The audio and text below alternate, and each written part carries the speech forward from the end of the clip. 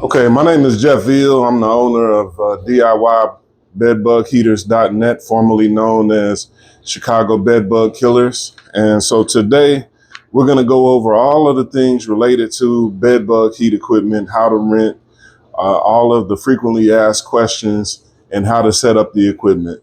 So first, when it comes to the price to rent the equipment is $700 and a $400 security deposit. So when you show up to pick up the equipment, you'll give us $1,100. And then when you return the equipment in good working order and everything intact, you'll get $400 back, your security deposit. So we let you keep the equipment for 7 days. And the reason that we let you keep the equipment for 7 days is so that you have time to do a thorough heat treatment, because the key to killing bed bugs is you have to kill them where they're hiding. The heat has to penetrate into where they're hiding at. So the way that you rent the equipment is you contact me at 312-866-7781. You can call me or you can text. We'll make an appointment. When you make the appointment, you bring your government issued ID and we'll sign a equipment agreement.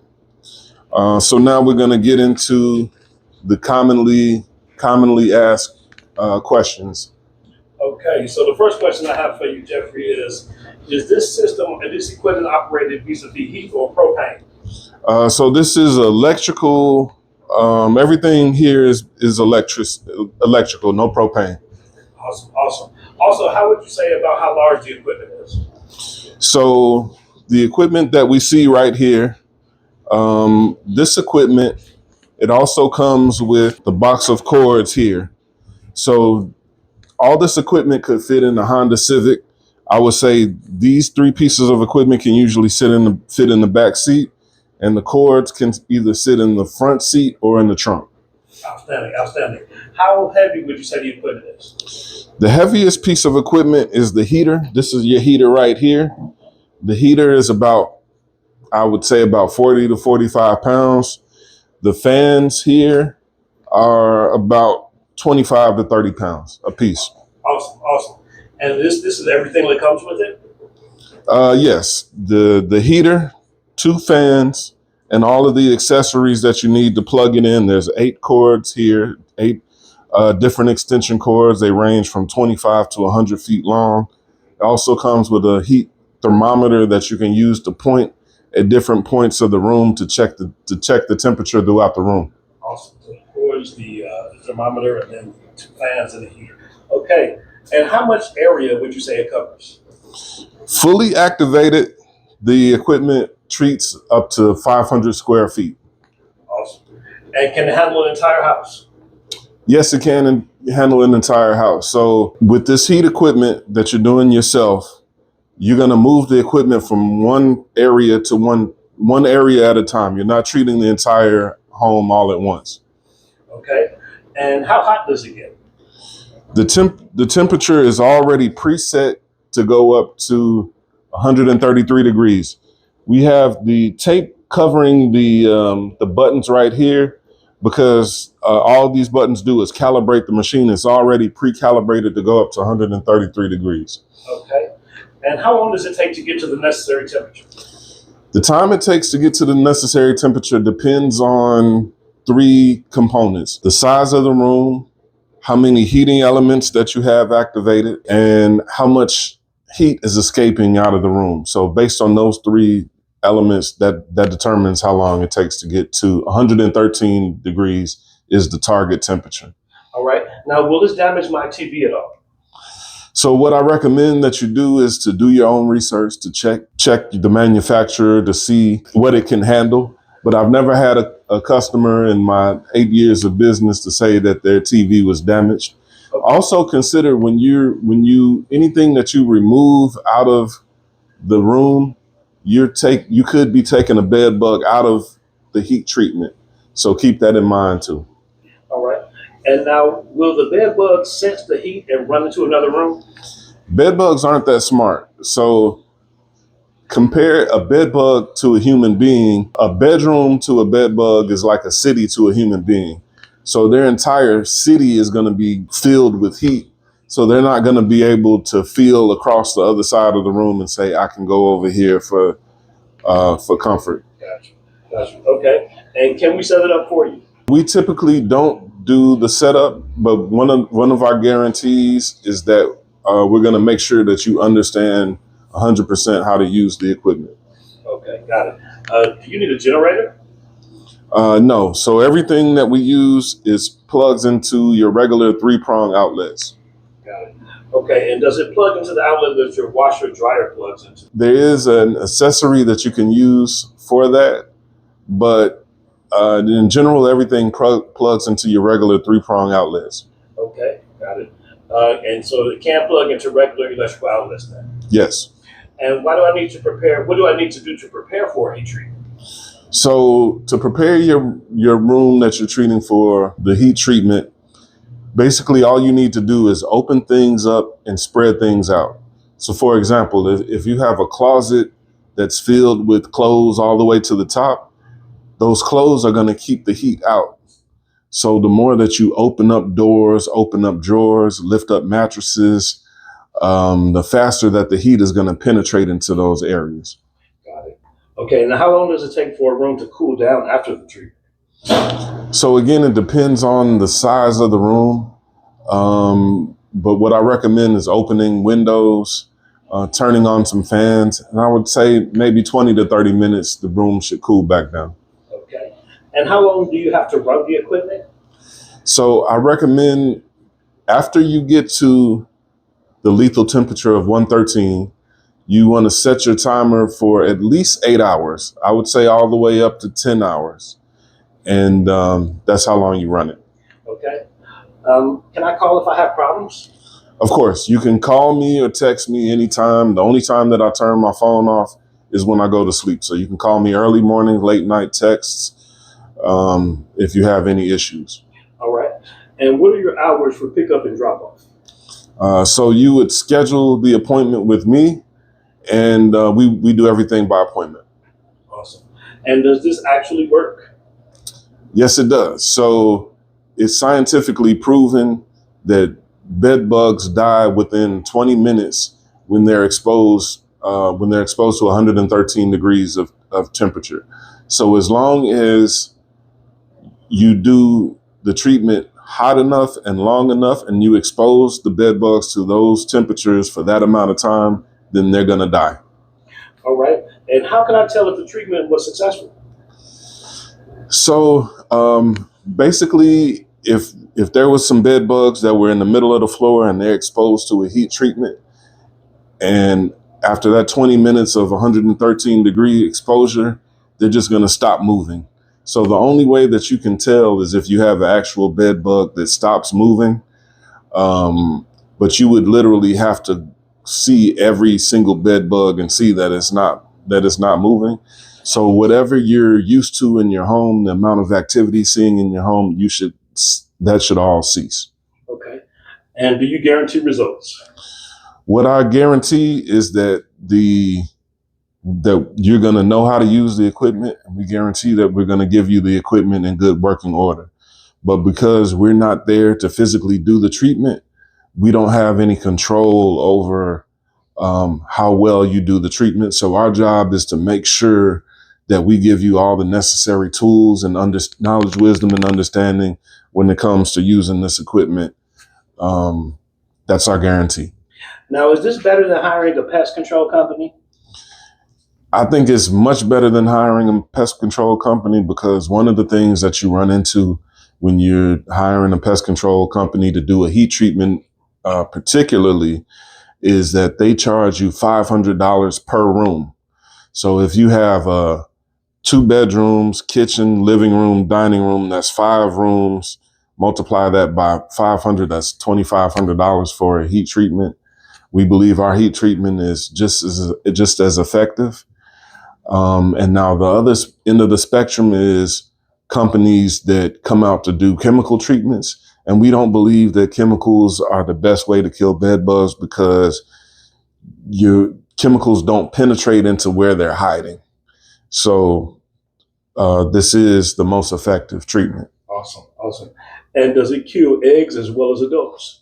Yes, at 113 degrees, bed bugs die at all stages of life from eggs to adult within 20 minutes. And can I treat more than one room at a time? So that depends on the configuration of your room, of your home. So the best way to explain it is whatever you can fit into 500 square feet. That may be a small bathroom and a bathroom, or that might be a small bathroom and a hallway. It just depends on whatever you can fit into that configuration. Awesome. All right. Now you're going to go into the setup at this time, correct? Yes. Okay. So now I'm going to go into the setup. The first thing that I'm going to do is I'm going to talk about the different parts to the machine. So first of all, as I mentioned, this is your heater. These are your two fans. This green button turns on the fan in the machine. There's a fan in the machine. This button turns on now you see when I push it, it flips back down. That's normal. This turns on the heat in the machine. The only thing that this screen right here does is tell you what the temperature is. So when you turn on this screen right here, it's going to say somewhere between 70 to 80 degrees, depending on the temperature of your room. Now, on this heater, we have a black cord here. This cord gives energy to the brain of the machine. On the front of the machine here, you see we have four different holes here. These holes are like, think of these holes just like the eyes on your oven. You turn on each eye on top of your oven with the knob. So this one heater has 8 individual heaters in it. Now I just showed you 4, and then there's 4 on the other side here. So there's 8 little heaters in this one heater that you're going to activate, that you're going to try your best to activate. So when we have power, each one of these holes has a light next to it, and the light is going to light up to let you know that there's power going to the heating element. So next, like I mentioned, we have the 2 fans. There's just one button here. There's a fuse here. If the fan doesn't work, it's usually you just have to hit the fuse to reset the fuse on the fan. Everything from the heater plugs into the wall. The 2 fans, you can chain the fans together because they have outlets on the top of the fans here. But as long as you remember everything from the heater coming out of the heater goes into the wall, then you'll be fine.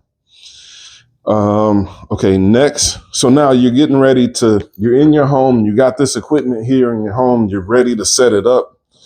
I didn't mention, these are your cords that plug into the heating elements in the machine. So you're gonna plug the female part into the heating element, and then you run the other end into an outlet. So in general, you're gonna run one heating element to a room.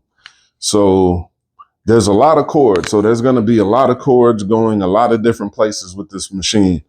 So basically, you may have one heating element running to the kitchen. You'll have another heating element running to the living room. You have another heating element running to the dining room. You have another heating element running to the basement. You have another heating element running to the kitchen. Because what you're trying to do is you're trying to spread out the pull of the machine. Because when we plug everything in, there's 8 heating elements. There's one cord that I showed you that goes to the brain, and then there's the 2 fans. So if we have everything all plugged in at once, there's 9, 10, 11 things that can be plugged in. You should expect to blow a fuse. Once you got everything plugged in, you want to stay with the machine for about 20 to 30 minutes to see if a fuse blew. Now, this is completely normal and that shouldn't scare you. You see where the fuse was blown, you reset the fuse, and you try to plug the cord into another room where the fuse was not blown. So eventually, so like we said, we got 8 heating elements. This is very important. You got 8 heating elements. You're trying to activate as many of those heating elements as you can, because the more heating elements that you have active, the faster it's going to heat up, the hotter that it's going to get. After you've got everything running, then and you've seen no more fuses are blowing, now you can leave. You can go to sleep, you can leave, you can go to work, and you can come back. And then you just repeat the process. So now the hardest part is the first day, trying to figure out how much of this machine you can activate, where you can plug things into.